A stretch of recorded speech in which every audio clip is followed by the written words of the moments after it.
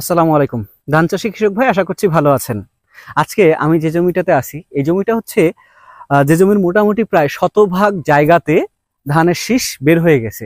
এখন আপনাদের মনে অনেক সময় প্রশ্ন থাকে যে ধানের জমিতে শীষ পরিপূর্ণভাবে বের হওয়ার পরে আপনারা কি কি ধরনের সেবা যত্ন করবেন ধানের জন্য। মানুষের যেরকম ভাবে সেবা যত্ন করতে হয়, ধানের জন্য আপনি কি ধরনের সেবা যত্ন করতে পারবেন। বিষয়টা হচ্ছে ধানের পরবর্তীতে ধান বের হওয়ার পরে কি কি ধরনের রোগাক্রান্ত হতে পারে কিংবা কি কি ভাবে পরিচর্যা করলে আপনি সেখান থেকে ভালো ফলন ঘরে তুলতে পারবেন।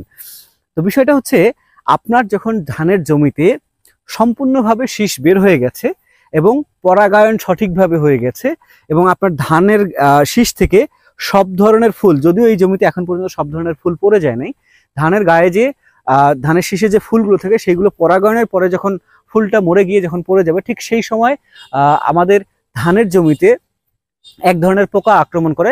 আমরা যদি ঠিক গ্রামের ভাষায় পোকাটাকে বলি, সেটা হচ্ছে গান্ধী পোকা। এই গান্ধী পোকাটাকে আপনাকে অবশ্যই নিধন করতে হবে। এইটার কারণ হচ্ছে, আমরা যখন এই ধানটার শীষ বের হয়ে গেছে, ঠিক এমন অবস্থায় কিন্তু ধানটা যখন আস্তে আস্তে একটু বড় হতে থাকে ধানের দানাগুলো, তখন কিন্তু প্রাথমিক অবস্থায় ভেতরের দিকে ঠিক আমরা যখন গরুর দুধ কিংবা হচ্ছে যে কোনো ধরনের দুধ আমরা সাদা ধরনের দেখতে পাই, আপনি যখন ওটাকে টিপ দিবেন তখন সেখানে কিন্তু সাদা দুধের মতো একটা অংশ বেরোবে। সেখানে কিন্তু কখনো চাল থাকে না কিংবা হচ্ছে শক্ত কোনো আবরণ থাকে না, কারণ সেটা আস্তে আস্তে তারা মাটির নিচ থেকে খাবার গ্রহণ করে।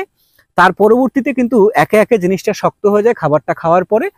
তো এই পরবর্তীতে কিন্তু সেখান থেকে আমরা ভালো একটা পুষ্ট দানা পাই এবং সেখান থেকে ভালো ফলন পাই।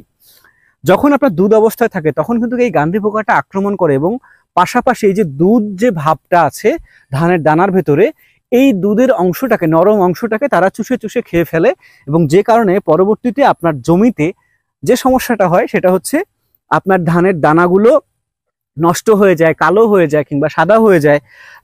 এইটার একমাত্র একটা কারণ হতে পারে যে তারা যখন রসটা চুষে খেয়ে নিচ্ছে তখন তো ভেতরে আর কিছু নাই, তার মানে হচ্ছে মৃতপ্রায় একটা দানাটা। অবশ্যই সেটা প্রাথমিক অবস্থায় সবুজ অবস্থায় থেকে পরবর্তীতে বাদামি রঙ ধারণ করবে এবং পরবর্তীতে সাদা হয়ে যাবে কিংবা একটা সময় কালো হয়ে যেতে পারে।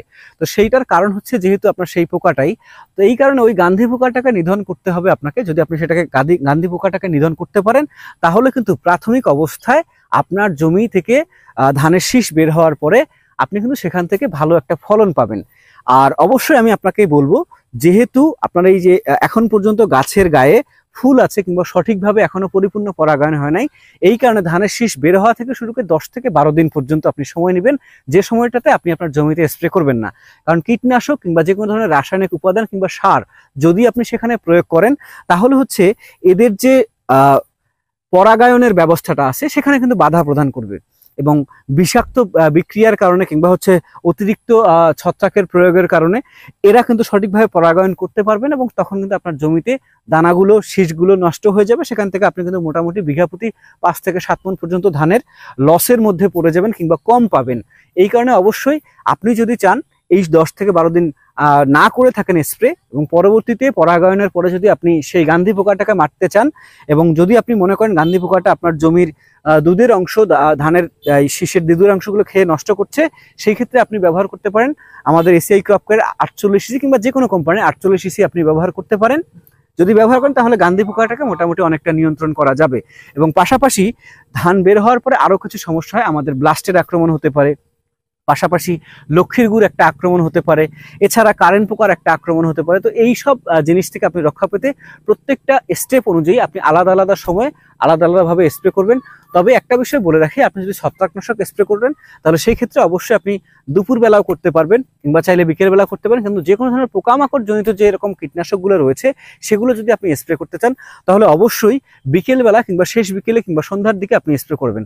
কারণ যে কোনো ধরনের পোকামাকড় আক্রমণ করে মোটামুটি কিংবা খাওয়ার জন্য বের হয় ঠিক সন্ধ্যার দিকে কিংবা শেষ বিকেলের পর থেকে। এই কারণে আশা করছি আপনারা সেই গান্ধী পোকা মারার জন্য 48 ব্যবহার করবেন এবং পরবর্তীতে আপনার ফসলকে সুরক্ষা করে আপনি একজন চাষি হিসেবে লাভবান হবেন। তো এই প্রত্যয় ব্যক্ত করে আজকের মতো এখানে শেষ করছি। ভালো থাকবেন। আসসালামু আলাইকুম।